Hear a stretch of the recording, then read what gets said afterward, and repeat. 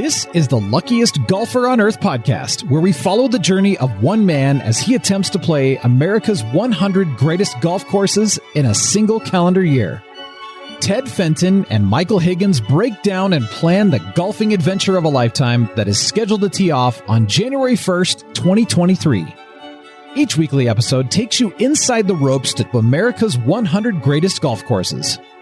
Please join us each week as we talk to head PGA professionals, industry leaders, and some of the luckiest golfers on earth. Let's join Teddy and Higgy now. Hi, everybody. Welcome back to the Luckiest Golfer on Earth podcast. I'm one of your hosts, Teddy Fenton, joined here with my good friend and co-host, Mr. Michael Higgins. I'm really excited about today's episode. You know, we've been traveling around the country. We've been talking to some PGA professionals at America's top 100 golf courses, and it's been awesome. But when we started the podcast, we also wanted to talk about some people that are lucky in life, lucky certainly in golf. And I think we have one of those people here today, because what he accomplished, very, very few people have accomplished it. And, before we get started, have you ever, Teddy, in your life, made a hole-in-one?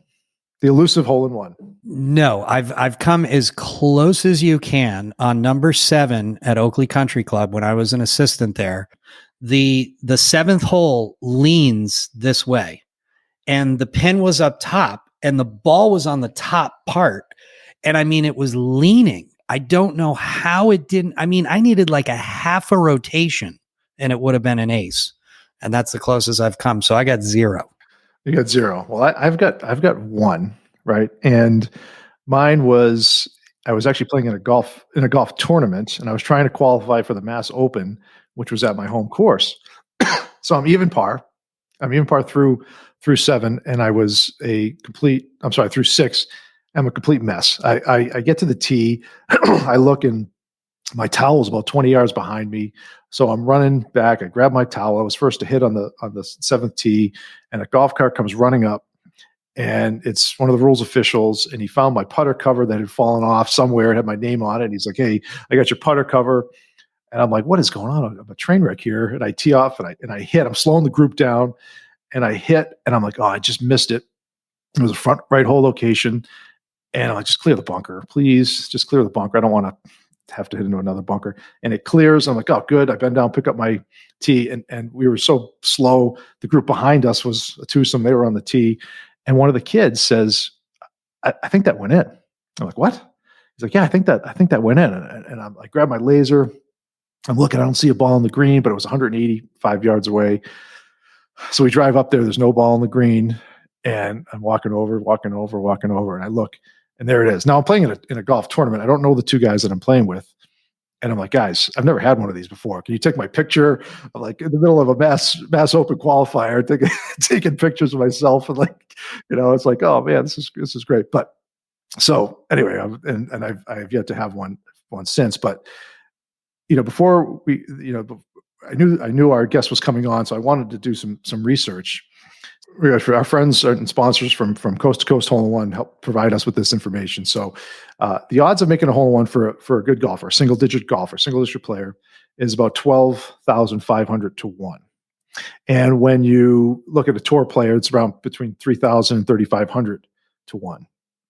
And this will make you feel a little bit better, Teddy. So if you're a low handicap and you play about 1,000 rounds of golf in your lifetime, which averages about 25 rounds a year for 40 years, you have a 20% chance of making at least one hole-in-one.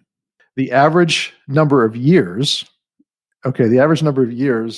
playing golf is 24 years of playing golf before you make your first hole-in-one. It took me 32 years, but the average number of years is 24. And believe it or not, there are 128,000 hole-in-ones made per year.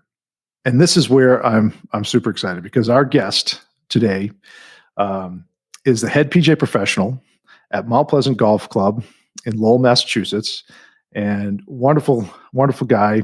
PGA professional Joel Jenkins. So Joel, first of all, welcome. Thank you very much for joining us. I know how busy you are, and it's a real treat to have you here. Thank you, boys. Looking forward to it. I've been listening to the first few podcasts and loving what I hear. So it's an honor to be here with you today. Well, Joel, you're a 67 million man. And what I mean by that is what you accomplished, the odds of what you did, okay, are 67 million to 1. So let's set this up for you, ladies and gentlemen. Okay, Joel Jenkins is playing in a New England PGA Travel Pro-Am. Okay, he's on the road. He's playing with 4 of his good friends, his members from his club, and he's playing one of America's top 100 golf courses in Las Vegas, Nevada. He's playing Shadow Creek, and I'm gonna set you up here, Joel, and I'm gonna let you tell the story. So you're in Shadow Creek with your buddies. You're playing in a tournament. You're playing in a pro-am. Beautiful day. Sun was shining. Sun was out. And what happened? Miracles happen, Higgs. I mean, yeah, that's right. Firstly, going into that round, I would have been the last guy I would have picked to make the hole-in-ones. We got on the trip there a couple days early, and that was the Tuesday of the Pro-Am, the middle day. And by Tuesday, I mean, we're dead dog tired and whatnot. And Higgy, I don't know if you remember that day when we got to Shadow Creek, they actually had a frost delay. They called for there was no real frost, but it was cooler than usual.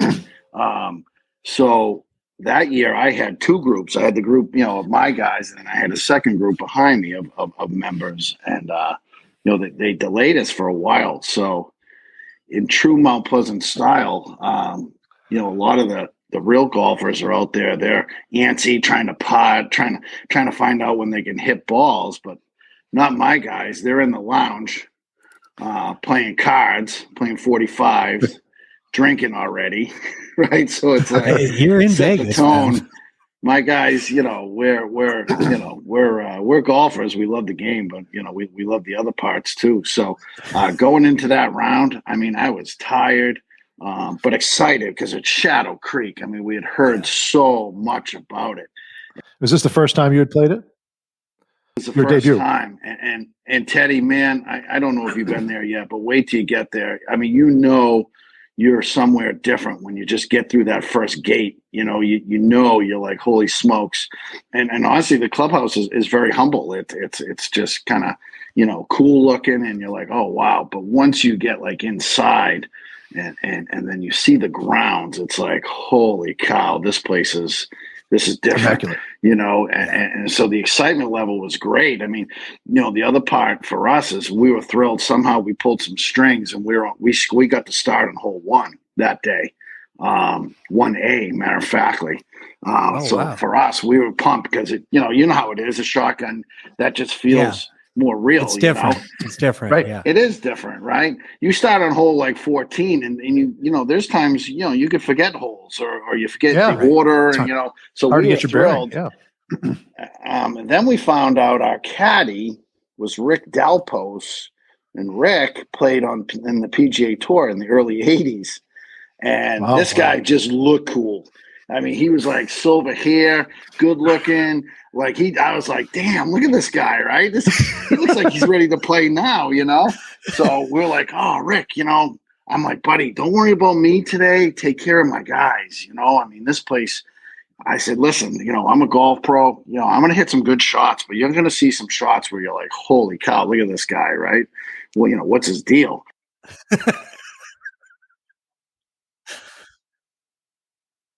So I just remember vividly, I think I hit about 6 balls before we went out to play, just to, get enough to get a feel. Yeah, shake the cobwebs off, yeah. I mean, the grass, oh my God. It just, perfect. You're somewhere different. You're just looking at stuff like, what is this place? It's like Disneyland, right? It's crazy. Not a blade of grass out of place. Everything's music playing at the range. Yeah, they had tunes going, which I loved, and they had these huge coolers that they put on the front of your cart. Yes, on the front of the cart. Yeah. Remember the big bag? And the caddy goes, I'll get you beers for you. I said, I give him my credit card. I said, put everything on me. And he's like, how many you want? And I'm like, well, there's 5 of us. I'm like, blah, blah, blah. I'm like, 30? He's like, what? Right. So I'm like, I don't know, 30? Does that seem right? He's like, well, it seems like a lot. But so he's like, he goes, we're going to make the turn. And I'm like, all right, yeah, you put in there what you think. Long story short, we get to the first tee and I'm like nervous, right? Because you're just somewhere different, right? And first hole, I skanking around bogey, second hole, hit it a little better, 3-putt bogey. Go to the third hole, vicious downhill, then uphill hole. The green is like, I don't even know how you play the hole yet. And a bogey. And finally, like on the fourth hole, I'm like, get yourself together, man. I'm like, this is like Shadow Creek. You gotta kind of gut up here. Yeah. And got to the fourth hole. It's a brutal par 5 that this dog leg left over water and there's bunkers everywhere and it's narrow, and somehow I got out a par and I'm like, all right, I feel a little better, Stop the bleeding a little bit. We get to the fifth hole and finally I'm like, I said to Rick, Rick, what do we got here? It's par 3. He's like, Joel, it's 162. He goes, it kind of slants left to right. He goes, I'm like, I said, I'm not hitting it great. I said, I'm gonna hit an 8-iron. He's like, yeah, go for it. He goes, I like that. And I can say it's the first shot of the day where I actually hit it out a little left of the flag. And I was like, oh, I hit that one good. I saw it kind of land on the green. It was sunny out, glary. I don't see distances that great, really. And I don't know. I kind of just grabbed my tee and whatever. And then a couple of my guys they're like, bro, I think that went in the hole. And I'm like, shut up. You know what I mean? Don't be messing with me, blah, blah, blah. I always hit last. I'm always the 5th guy. And they're like, no. He goes, I remember Eddie and Gary were pretty adamant. They're like, we think that thing's in the hole, buddy. And I'm like, come on, man, don't say that. And my buddy Rob, who I've known since my Exeter days, Higgy, Rob has always said you're going to get it in Vegas when you get your first hole-in-one. I guess that's the other part we haven't talked about. I didn't have any hole-in-ones at this point. I had 0, 35 years of golf, no hole-in-ones.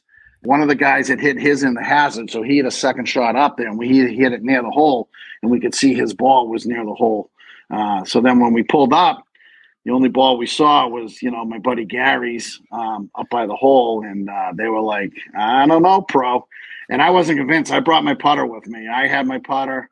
I was expecting it to be, either long or just on the fringe or something. And someone pulled out the camera, right? There. Yeah, they grabbed my buddy Rob grabbed his camera. He wanted to make sure, this was caught on video. And, I walked, like I said, I brought my putter with me because I wasn't convinced, that it went in. I had never had one. Why would I think it finally went in, especially in Vegas, especially in the condition I felt like I was in, tired and whatnot. And, we walked up and, snuck up to that hole, and lo and behold, she was in there. And, we went nuts. I mean, the guys knew, it was my first one to do it in Vegas, to do it with those, those guys who I played a good chunk of my golf with.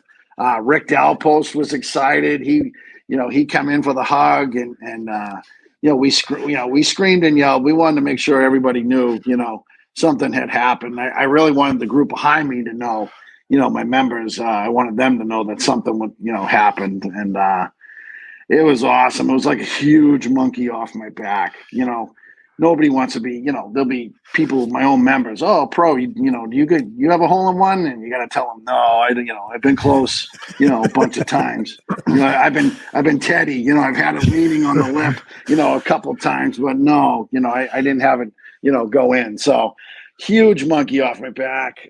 Finally got one. Got it in Vegas. Got it at Shadow Creek 10 days before Tiger and Phil were going to be playing there. I mean, It really doesn't get a whole lot better than that. So Joel, I'm actually playing in the event that that day as well. So I'm hearing screams. I don't know where it's going. I don't think I run the event. I didn't even have 1A. I mean, goodness, I was stuck on like 14 or something. But I know. So I don't know how I got it either. so we've got a couple staff guys are in the clubhouse, and then I start getting a text, and I see, hey, Joel Jenkins just made a hole in one, and then I get another text that there's someone else made a hole in one. Right. And then another text that someone else made a hole in one. I'm like, oh my God, there's three hole in ones that so far on the golf course. And I'm like, wow, man, what is going on here? So, all right. So you make your hole in one. At this point, my phone's blown up. There have been 3 hole in ones on the golf course at this point. And then, you're on cloud nine. You don't care what happens the rest of the day. You've made your hole in one. The monkey's off your back. You made it at Shadow Creek. Unbelievable. And then what happens? Higgy, I was crazy, right? I mean, I didn't care. Like you said, I didn't care what I did the rest of the day. I could have shot 85, 90. I wouldn't have cared, Right. I remember the next hole I bogeyed. I just couldn't wrap my head around, what had happened. What was funny is my group behind us was trying to steal the flag for me on number 5 while I'm playing number 6. And the superintendent comes out and he goes, "What are you guys doing?" They're like, "Getting him the flag." He goes, "Yeah, that's why I'm here."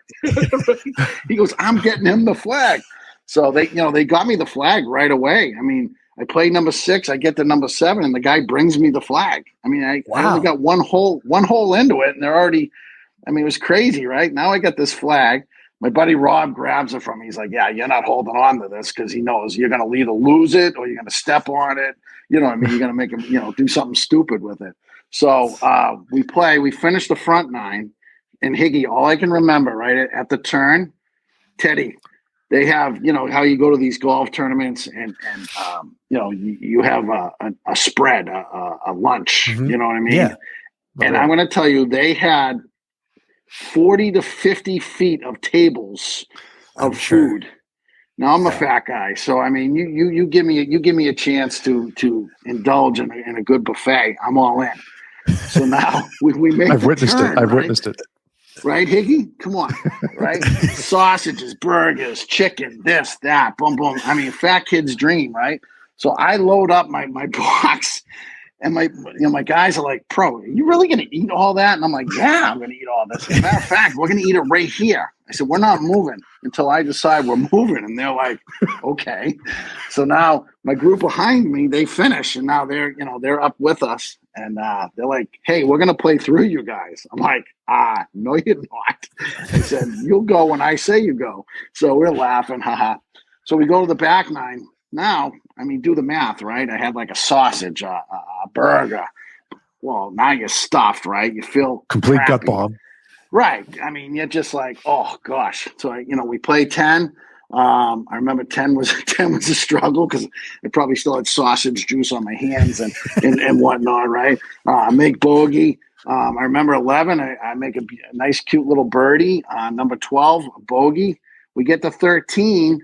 13 is this 196-yard par 3, beautiful over this ravine, pins in the back. Hard hole. For whatever reason, we hit out of order. I hit 4th, not 5th.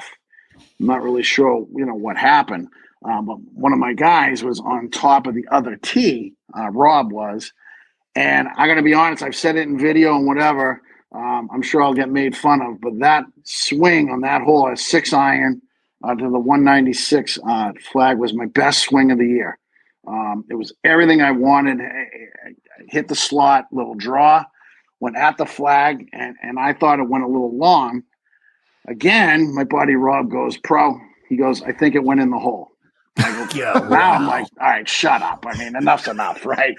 I mean, it was kind of funny the first time, but now you're trying to tell me it went in the hole. So now he's like, "No, it went in the hole." And there was a little ridge. It's way too far for me to see the ball. So the other guys, I took my rangefinder and I'm looking. And I don't see a ball, but I think I see something, long into the rough. And I'm like, no, that's the ball there. It's long. One of the other guys, I think it was Gary, grabbed it or Eddie grabbed it. And they got the rangefinder and they're like, "Pro, that's not a ball. There's no ball back there." And I'm like, "Oh my God, just stop, please." So kind of a funny story. Rob hits. My phone rings. It's my daughter. She's calling me because she heard I got the first one. We're driving up to the green, and she's, oh my God, I can't believe, you got a hole in one. I said, yeah, I know, honey. It's unbelievable. Can you believe it? We did it in Vegas. I said, but there might be another one. And she didn't really comprehend. I think she's thinking maybe my other guy, one of my other guys got it. And we got to the top, and this time, I got my phone. She's on the phone with me. The guys are coming. Rick stayed up by the cart, kind of gave us our space. Rob's on the phone again, doing the video. And this time, I got to admit, it's a great setup because there's a shelf, and you come down to the green. And as we're walking down, we did it as a group, all of us together. Nice. I said, "Come on, let's do it together. Come on, let's go." That's great. There's no. And your daughter was still on the phone anywhere, and I'm still expecting it to be long, not there, And we come down, and Haley's still on the phone with me. She's still, and I'm like, "Hold on, baby, you gotta wait. Hold on." And we go to the hole together. We're all kind of like holding each other off, like we're all sneaking up on the hole. And oh my gosh, when we looked in and it was in there, wow. I almost black out, Teddy. It was crazy, right? I do this like jumping up spinorama thing. You did a Rory dance. Rory was subdued compared to this. I'm doing these twirl-a-wets. I'm going nuts. I'm jumping up in the air. I'm skipping. I run across the green up to the caddy to give him a big hug. I run away from my guys, grab the caddy, give him a huge hug, come down, and Haley's still on the phone with me. And I'm like, Haley, I said, we just got another one. And she's like, what? You know what I mean? It was just like craziness. And, that time everybody heard us, we made sure, that time there was, everybody in the course could hear us, and, come back to the boys, big celebration and hugs and whatever. And, I don't even know what you say. You know what I mean? Yeah. It's just, you can't comprehend it at that point. No. And a lot of our listeners right now are probably just shaking off the chills that they just got from that story, picturing, making your second hole in one in your life on the same day you made your first hole in one. I mean, how it does not get any better. Like I said, you're in Vegas, you're with your buddies, and you're at Shadow Creek. You know what I mean? It really doesn't really get any better. I guess maybe, 17 at TPC or something like that, but I really don't believe so. I mean, Shadow Creek's so, exclusive that, we were so lucky to be out there and so thankful to be out there as a group. To have that happen was just nuts. I mean, you want to talk about having a hard time pulling the trigger after that. Yeah, that was on 13. 14. I got the 14. Actually, I parred 14. And then I got the 15. 15's this most amazing par 4. It's so beautiful. I still haven't finished that hole. I mean, I hit a terrible drive. I started having these emotions come over me. I started thinking about my dad, and different things like that. My dad's passed, but he got me started in the game. And I actually had to let my group go ahead of me. And I took my cart and I kind of doubled back. You need a moment. And I needed a moment. I was a disaster. I really, was filled with emotions. I called my wife. I'd called my wife right after the first one, and she knew it. I called her because she knew I wouldn't call her while we played. Like in the middle of a round, yeah. I called her. I was like, Laura. She goes, you got a hole in one. And I'm like, I got a hole in one. She's like, yeah, no way. And I was like, yeah, so after that one, I had to call her again, and I'm like, I'm struggling here. You know what I mean? This is like, there's some weird stuff going on. Oh, it's otherworldly, dude. You're $76 million man. And God, I wish, buddy, but at least for one day, maybe. Be honest, the rest of the round, you look at my scorecard. I mean, hockey did coming in. I should have been under par for the day, but how could you not? I doubled 15. I got it out of par on 16. We get to 17, Teddy. It's a par 3. And of all the par threes out there, it's probably the most gettable. And one of my guys almost made one. He actually hit it off the rocks in front of the green, bounced up in the air, and almost went in. And by the time it was my shot, I could barely pull the trigger, because I'm thinking, oh my gosh, what if, no one's ever going to believe us, if something like, this goes in. So I got to be honest, I half hockeyed it out to the right into the bunker and gladly took a bogey and couldn't, was thrilled to do so. And we finished the round almost in the dark. It was a long day. And it was, because of the delay. That's right. Because of the delay and whatnot. And the course is just, Teddy, wait till you get there. It's ridiculous, buddy. Oh, I can't wait. But what a day. This episode is sponsored by our friends at Coast to Coast Hole-in-One. Add some excitement to your next charity, corporate, or even member guest golf event by including a hole-in-one prize on all of the par threes. Whether the prize is a new car, a golf vacation, cash, or even a new set of clubs, we have a prize option for every budget.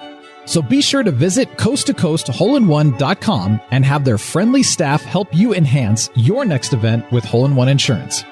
Coast to Coast Hole-in-One has you covered from coast to coast. Our friends from Coast to Coast Hole-in-One have a few other stats here. So 14% of golfers who make a hole-in-one, Joel, make a second one. Only 14% of the folks who've made a hole-in-one will enjoy a second one. And only 9% of those people who've made a hole-in-one actually get 3 in their lifetime. So you are in some rare category, my friend. And I'm happy I've got the monkey off my back. Hopefully someday, Teddy, you'll get it off of your back, and I'm sure you will. I hope you do it next year. I hope I do it on the trip. Yeah, that'd be special. You've got to do it on the trip somewhere, somehow, right? You got to figure 100 courses, right? On average, you're going to have 4 par threes on every course on average, right? You're going to have 400 opportunities, buddy. Between 400 and 500 attempts, I think, is what it's going to be. You're going to knock one in. No doubt in my mind.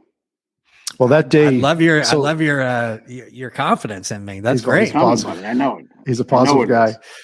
Well, that day, so Joel has 2 hole-in-ones, and at the time I had received a text that there were 3. Right, Joel's made a 4th, and then by the time I finished, there were 2 more hole-in-ones that day. There were 6 hole-in-ones at Shadow Creek that day. So that was day 1. Day 2, there was so there's 2 days of Shadow Creek. Half the field plays on one day, half plays the other. So the final round, right? Like we're like, my God, all these hole-in-ones were on day 1. I can't believe we had that many hole-in-ones. There were 2 more on the next day. It was unbelievable how many hole-in-ones there were at this event. Wow, that's 8 hole-in-ones in just like one outing, one group. 2 days. 2 days. At a crazy golf course, right? I mean, of course, none of us had played. None of us knew, you know what I mean? Probably no one in the group had ever played out there. Maybe a couple, but really nobody. I mean, you're just going out there. You're just so happy to be out there.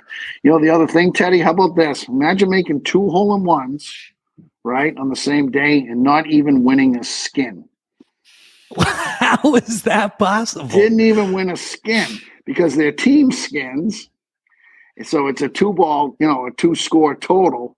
So we made a hole-in-one on the first one and a 3. And my next best guy was a 3. So we had a 4. Well, a couple of groups had a couple of birdies that added up to 4, right? The next one, the other one on 13, which is it's so hard of a hole. It's actually a stroke hole for a lot of people. We made a 1 and then a net 2. We had a 3, team 3 score of a 3 for the hole, 3. a team 3, and someone else got a hole-in-one in that hole and also got a and it pushed. He didn't even win a skin, buddy. Holy smoke! How about that? 67 million to 1 chances of having 2 hole-in-ones. You would say, I'd love to know what the odds of winning a skin are. Right. And you don't even win a skin. You know so what? Check Teddy, this out. No skin needed, though, buddy. How small of a club are the guys that can say on one card, I got 2 1s? I don't know what the odds are. It's got to be a really tiny club. We did. Have you ever met anybody? No, I never met anybody. You see occasional. I know locally, Higgy. I think we had a high school kid last year, I believe. last fall, got 2 in 1 round. So that was pretty cool. A young guy. I mean, That's great. I mean, I don't think he deserves it. I mean, being that young and getting 2, I mean, he needed the heartache of 35 years of this stuff. Grind it out for 35 years, right? Yeah. He doesn't know, typical kid doesn't know how lucky he is. To give it context, Higgy, we got some more numbers from the coast to coast hole-in-one insurance people, right? For like guys on tour and hole-in-ones. Well, I just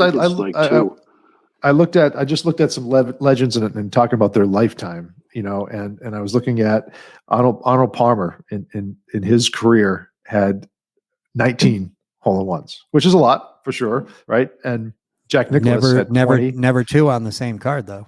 No. Nicklaus had 20. Tiger Woods currently stands at 20 hole-in-ones. Gary Player had 31 hole-in-ones in his career, and an amazing statistic. Sam Snead in his career had 42 hole-in-ones with it, and he made a hole-in-one with every club in his bag, with the exception of the putter.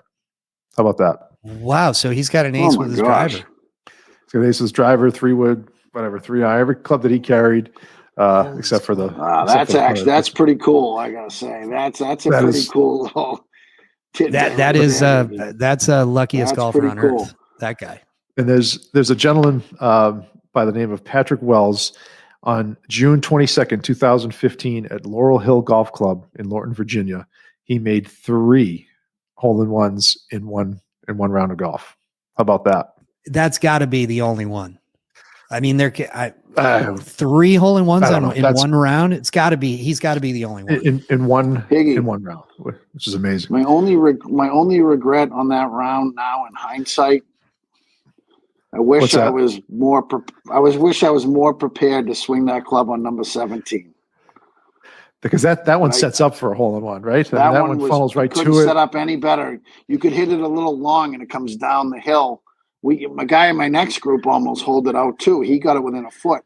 And you can see it my too. My only regret, I would say, is by the time I got there, I was emotionally and physically exhausted and scared to even put a swing on it. I guess in hindsight, my only regret, I would say, is I didn't give that one enough of a chance.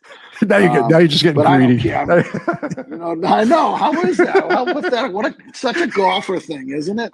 Right. Now, of course, in hindsight, at the time, I couldn't even, pull the trigger. Yeah, I know. So Joel, you're in Vegas. You're at Shadow Creek. You just finished the round. You're walking off at 18. You got 2 1s on the card. I mean, my question is, how long were you up at the table that night, and how much money did you throw on the table? Because I'm sure everybody's up. You're just saying, "Hey, man, you got to play today. You got a lucky streak going right now, bro." Teddy, we tried everything.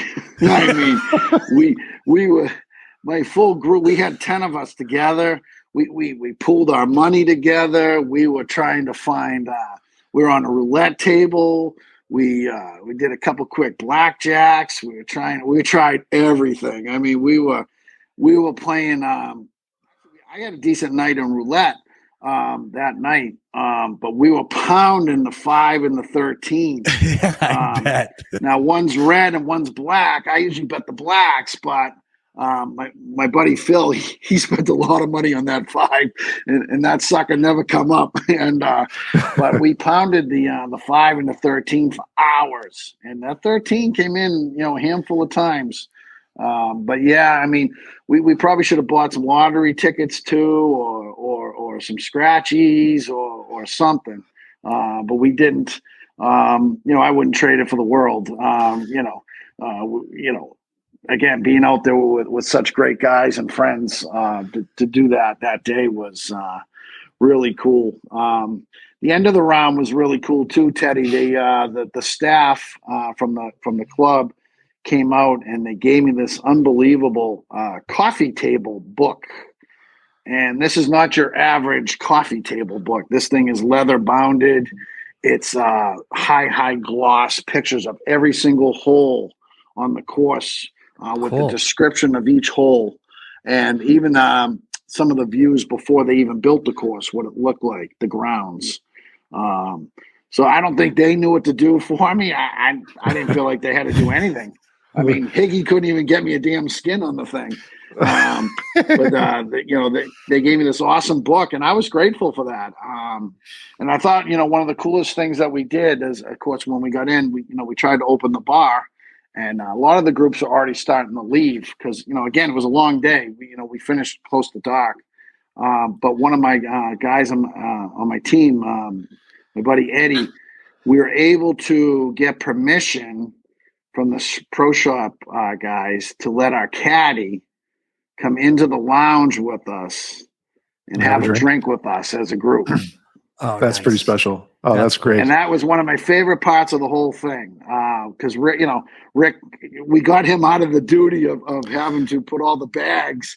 You got to remember, we were a huge group, so we had these big buses, the big, Greyhound type buses. These guys had to sling bags in the bottom.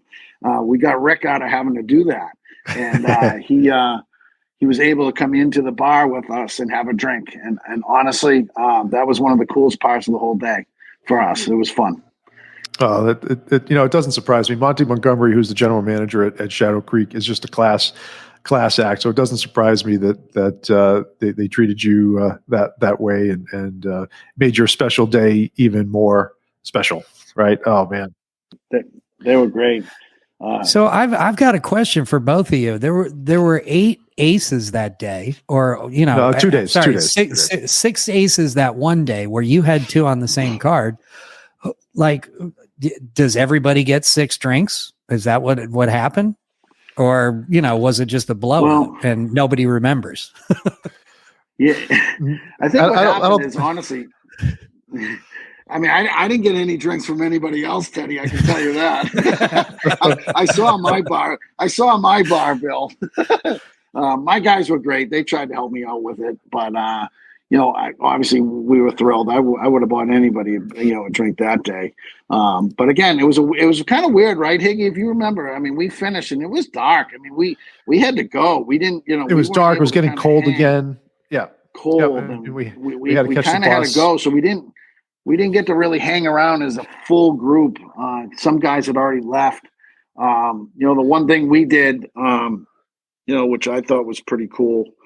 My club, the night this happened, the hole-in-one was on November 13th, 2018. Later that next week, the night before Thanksgiving, I opened up the bar at Mount Pleasant for the night so that my members could get a drink. And I was just doing it what I thought kind of casually. But they actually put on a little thing for me that night. They, our state rep, Roddy Mum, brought a special commendation for me for my 2 hole-in-ones in Shadow Creek. So they put on a little thing, unbeknownst to me. I thought I got one up on my members. I said, I'm going to open up the bar. They got one up on you. But they kind of snuck something in on me, so that was kind of a cool night too for us. So there's an actual Joel Jenkins Day in the history books. Yeah, sure. Fun filled. That's food, beer, what and a great hole-in-ones. What a great story. There were so many hole-in-ones, Teddy, that as Joel mentioned, the following week, Tiger and Phil were going to have the match at Shadow Creek, and I said, you know what? I said, if we can have this many hole-in-ones at a New England PGA Pro-Am, the 2 of the best players in the world, there's got to be a hole-in-one. So I put $50 on one of those guys to make a hole-in-one, but nothing. But I said, there's got to be. But I think Joel used them all up. Joel, did you watch that match? Did you kind of concentrate on holes 5 and 13 and everybody around like, hey, I got an ace here on both of these? Yeah, these holes are easy. What I noticed. I mean, these guys, what do you mean? All you're supposed to do is knocking in the hole, right, Teddy? It's not so hard. Yeah. Right? Come on now. I did notice, it's funny you say that. We watched intently. We couldn't, a lot of people were watching it together. I wanted to watch it at home, you know what I mean? And kind of, be able to concentrate. And I did notice hole 5, they played it shorter than we did. They played it from like 150 or so. But hole number 13, they played it from 210 or 215. But I did notice on 13, I didn't realize, and this is what I think happened. where that pin is in on that left side, there is a slope behind it a little bit. And I've noticed when they've played even Tiger and Phil and the CJ Cup there, that sometimes the ball goes to the back of the green and rolls back down. And I'm wondering if that's what happened to mine, because I thought it went a little long, but we'll never know. You know what? And that's the beauty. There's no need. Care. It just says 1 on the card. That's all you need. Did you take the scorecard, Joel, with you? Did you take it?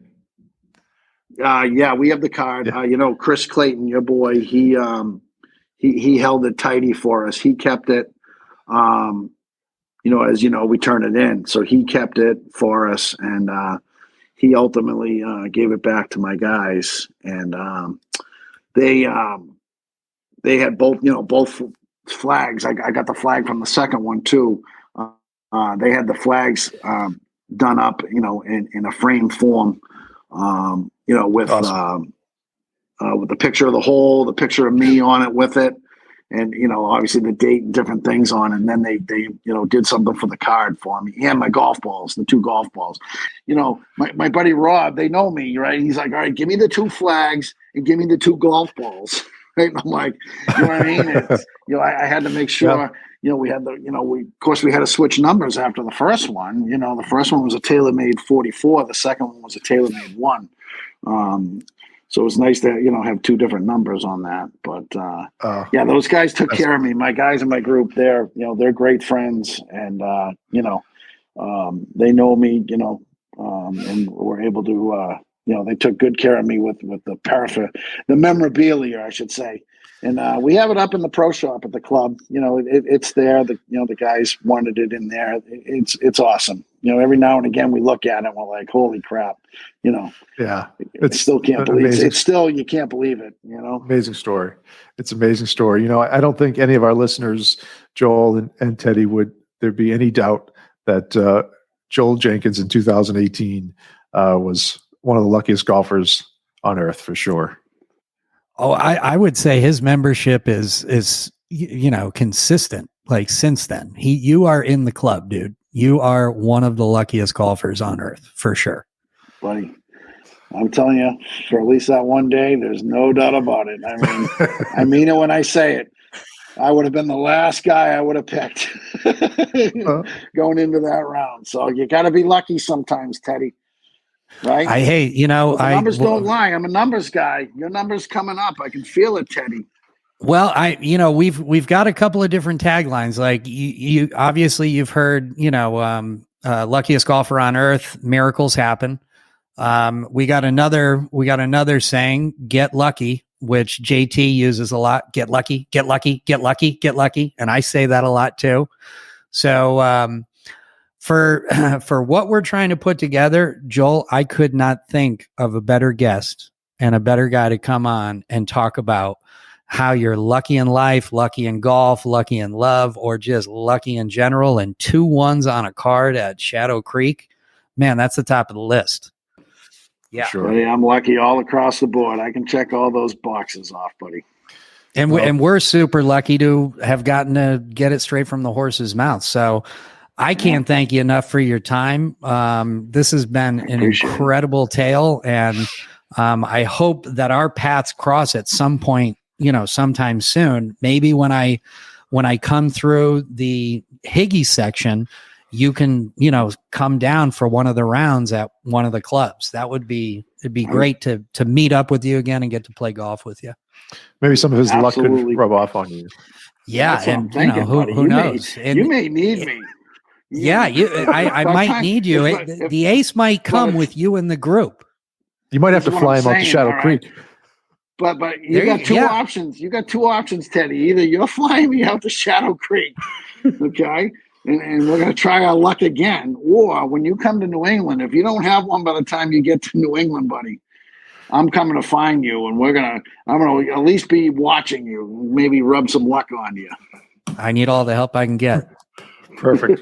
Well, Joel, thanks so much for joining us. We really appreciate it. It's been a great episode, and it's just been a thrill to talk to you and relive the 2-hole-in-1 day again with you. That was really, really special. Thank you so much.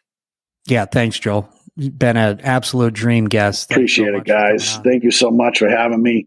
Teddy, best of luck, buddy. So, ladies and gentlemen, as always, be sure to visit us at luckiestgolferonearth.com. Make sure you sign up with your email to receive the latest and greatest what's going on with Teddy and the luckiest golfer on Earth. And then also follow us on social media, because we would love to keep you up to date on our special guests and what's going on with the luckiest golfer on Earth. Yeah, and come back next week. Next week, we'll have another wonderful guest. We'll be having conversations with head PGA professionals, golfing industry leaders, and like Mr. Joel Jenkins, some of the luckiest golfers on Earth. Thanks so much for your time. Good night, and we'll see you next time. Thank you so much for joining us for this episode of the Luckiest Golfer on Earth podcast. Please visit our website at luckiestgolferonearth.com and join our email list for all the latest exclusive updates and opportunities. We are working on a lot of fun surprises, and email subscribers will be the first to know. Have a great week, everyone, and may God bless all of you.